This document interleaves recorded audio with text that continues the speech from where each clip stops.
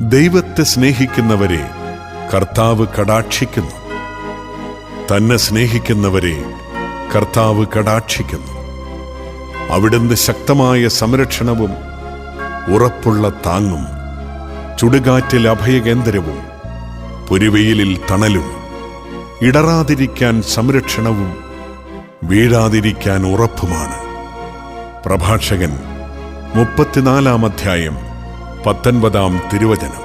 ദൈവത്തെ സ്നേഹിക്കുന്നവർക്ക്, അവിടുത്തെ പദ്ധതി അനുസരിച്ച് വിളിക്കപ്പെട്ടവർക്ക് അവിടുന്ന് സകലവും നന്മയ്ക്കായി പരിണമിപ്പിക്കുന്നുവെന്ന് നമുക്കറിയാമല്ലോ. റോമ 8 അധ്യായം 28 തിരുവചനം. നിങ്ങൾ അറിഞ്ഞുകൊള്ളുക, നിങ്ങളുടെ ദൈവമായ കർത്താവാണ് ദൈവം. തന്നെ സ്നേഹിക്കുകയും തന്റെ കൽപ്പന പാലിക്കുകയും ചെയ്യുന്നവനോട് 1000 തലമുറകൾ വരെ ഉടമ്പടി പാലിക്കുകയും അചഞ്ചലമായ സ്നേഹം പ്രകടിപ്പിക്കുകയും ചെയ്യും.